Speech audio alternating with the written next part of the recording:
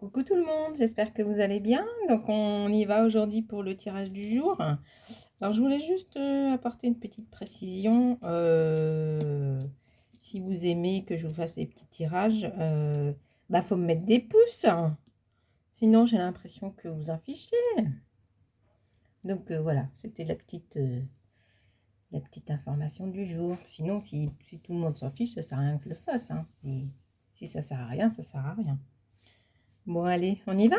Vous avez votre petite question, donc on prend celui-là, parce que souvent c'est assez clair quand ils disent que c'est une carte négative, positive, patati patata. Donc, je remonte pour ceux qui n'ont jamais vu. Voilà, commencer à l'intérieur. Le petit livre qui va avec. Dedans, c'est comme ça. Voilà. Allez, on y va? Alors, que vont nous dire aujourd'hui les cartes pour vous, pour votre petite question du jour? Préparez votre petite question. Le mieux, c'est que ça réponde par oui ou par non, parce que sinon, ça va être plus difficile à cerner les cartes. Donc, je le rappelle, c'est vraiment un tirage que je fais pour vous et pas pour moi. Voilà, c'est important de le dire, je le répète toujours. Je coupe. Hop, allez, on y va. Allez, carte numéro 1, carte numéro 2 et carte numéro 3. Hop, ça c'est fait. On va tout savoir. Vous êtes prêts? Vous avez votre petite question? Vous avez vu, j'ai tiré les cartes. Donc carte numéro 1, carte numéro 2, carte numéro 3. Alors, vous avez fait votre choix? Changez pas d'avis, je vous entends. Allez, on y va. Alors, carte numéro 1, la maison. Alors, la maison, qui est le numéro 4. Que dit la maison?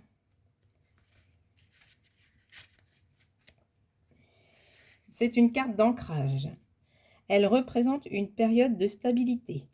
Souvent, elle indique que le consultant a une situation confortable et solide. Elle symbolise les habitudes, le quotidien, la routine. Dans un jeu négatif, elle peut parfois signaler un enfermement psychologique ou physique. C'est la carte de la famille, du foyer, de l'hérédité. Sur le plan professionnel, elle peut indiquer que le consultant travaille chez lui ou a créé son entreprise, voire travaille en famille. Pour un célibataire, elle peut être le signe d'enfermement et donc de solitude. Si le consultant est en couple, c'est la possibilité de développer un projet commun, de vivre sous le même toit ou de construire une famille.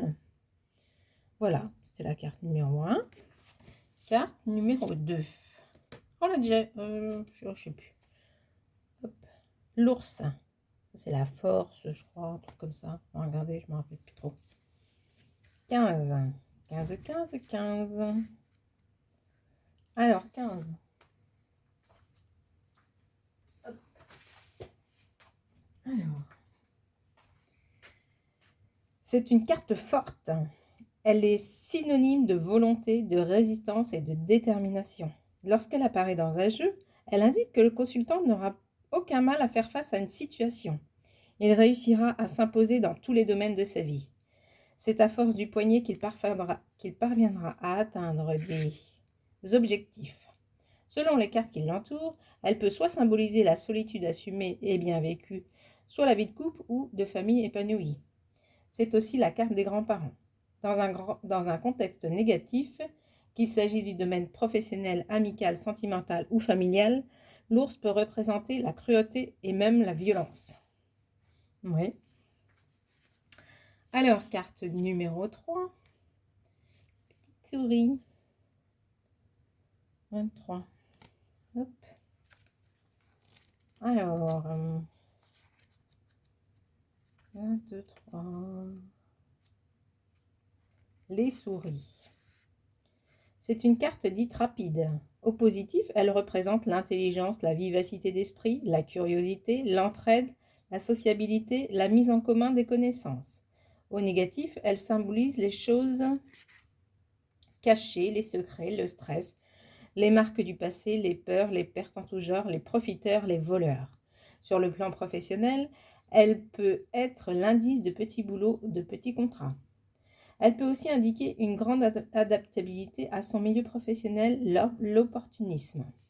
Côté financier, c'est la précarité. En amour, pour un célibataire, c'est la lame des histoires sans lendemain.